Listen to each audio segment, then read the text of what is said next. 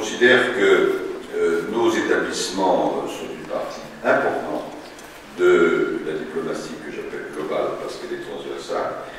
25 ans, que souhaiter mieux que 25 années qui vont venir, aussi brillantes que celles que nous célébrons aujourd'hui.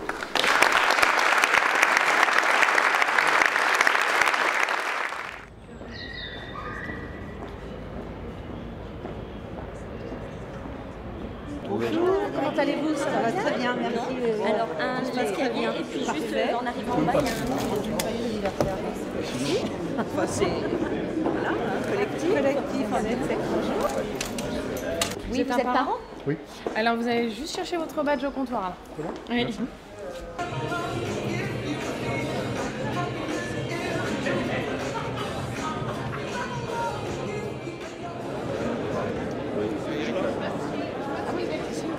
Nous parlerons également beaucoup du numérique aujourd'hui, puisque nous avons volontairement souhaité que cet anniversaire soit un anniversaire en réseau.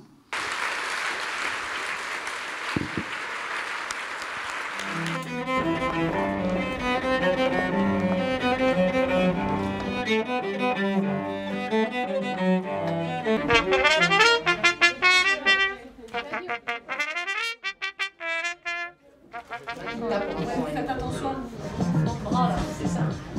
Quelle est l'histoire des 330 000 élèves? Attends, c'est pas n'importe quoi, 330 000. Allez, c'est parti. Nous sommes les web reporters du lycée français d'Athènes. Que représente aujourd'hui l'AEFE? Quelle est l'histoire de ces 330 000 élèves? 4, 3, 2, 1. Liberté, tolérance, laïcité, respect. Et s'il y a bien un endroit où ces valeurs sont portées, c'est bien chaque établissement du réseau éducatif français. Bien sûr, il est bien fait.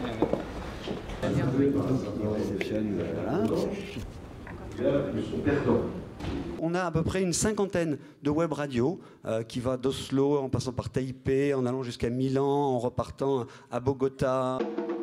Alors, Madame la directrice, c'est une surprise. Ce sont les élèves du Vanuatu. Bonjour à tous. Ici Port Villa, en direct du lycée français Jean-Marie Gustave de Clézot. Nous sommes le 10 avril, il est 18h50. Ce soir, le vent ne souffle pas.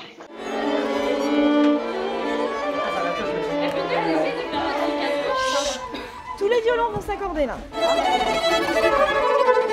C'est mieux qu'ils prennent le la en fait avec l'accordeur, comme ça on est sûr d'avoir tous le même. De toute façon à être déjà prêt sur scène, à ne pas avoir à s'accorder voilà, dans le Ouais. C'est la vie internationale. Merci beaucoup. On a commencé par développer des manuels numériques pour les enseignants, pour un usage collectif, avec des outils de préparation de classe sophistiqués. Vous nous regardez, c'est bon? Ouais. Par exemple en Angola, où tout d'un coup on va dire « Ah tiens, toi t'es blanc ». Et donc vous allez vous poser des questions sur votre couleur. Nous sommes des êtres d'émotion. Et j'espère que ces enfants vont garder en mémoire ces moments-là. Une très très belle prestation. Et je vous prie d'accueillir la ministre de l'Éducation nationale, de l'enseignement supérieur et de la recherche. J'ai vu que vous aviez eu beaucoup d'invités de marque depuis ce matin dans vos tables rondes. Ils étaient là parce qu'ils savent ce que vous faites pour le rayonnement de la France à l'étranger. Sachez que nous sommes fiers, vraiment, fiers du rôle que vous jouez pour accompagner les élèves vers la réussite. Votre excellence est reconnue. C'est un anniversaire qui doit surtout laisser augurer de belles perspectives pour l'enseignement français à l'étranger.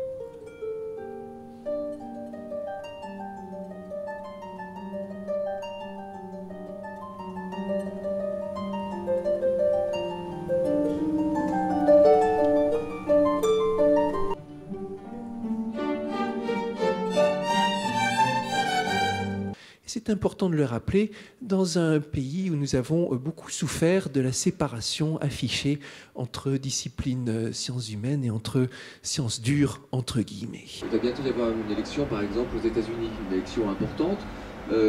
Et en discutant ensemble, on s'est aperçu qu'effectivement, il y a une vidéo après là, personnel, mais dématérialisation. Des événements de notre monde. En prêtant attention aux références philosophiques qui sont en jeu. Merci et à bientôt.